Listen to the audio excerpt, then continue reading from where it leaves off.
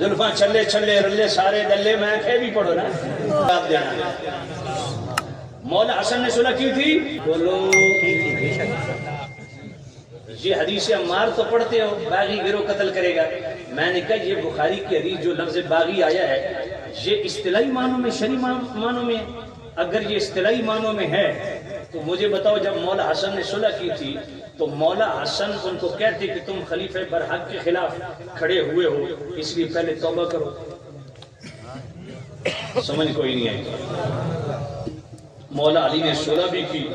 بیعت اطاعت بھی کی خلافت بھی تفویض کی میں نے کہا غوث پاک نے غنیت الطالبین کی صفحہ 163 میں کیا لکھا فرمایا جب مولا حسن نے صلح کر لی اس کے بعد امیر معاویہ کی خلافت پر اجماع ہو گیا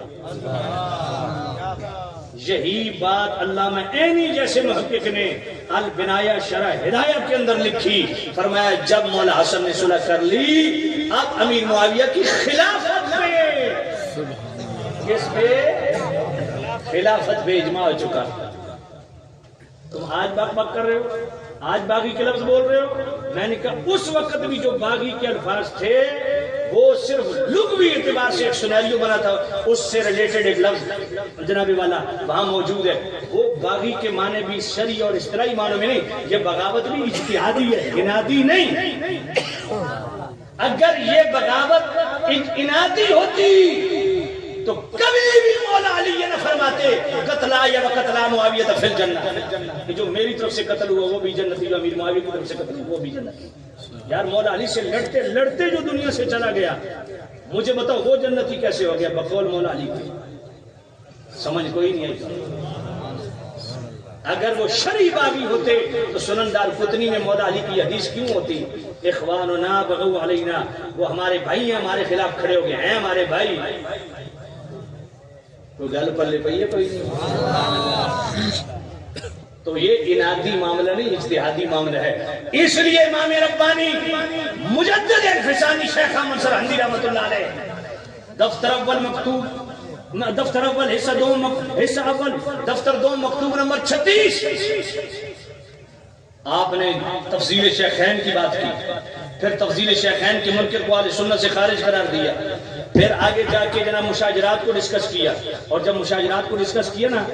تو حضرت امام ربانی فرماتے ہیں 3 اجتہادی گروہ تھے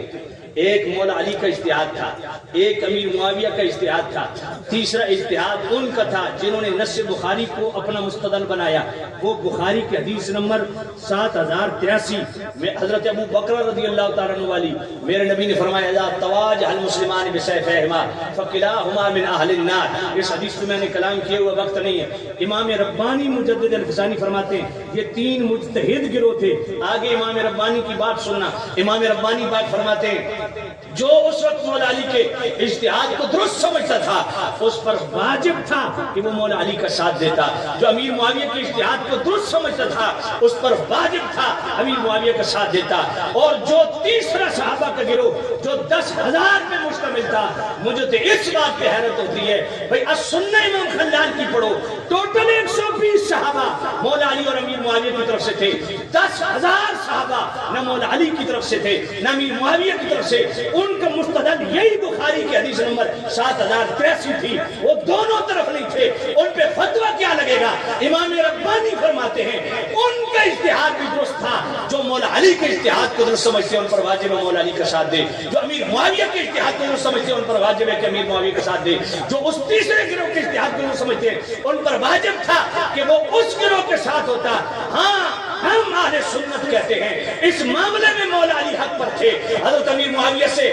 خطا اجتہادی ہوئی لیکن جناب کمال کر دیا امام ربانی فرماتے ہیں کہ ادب یہ ہے کہ امیر معاویہ کے لیے خطا سے کچھ بھی زائد کہنا خود خطا ہے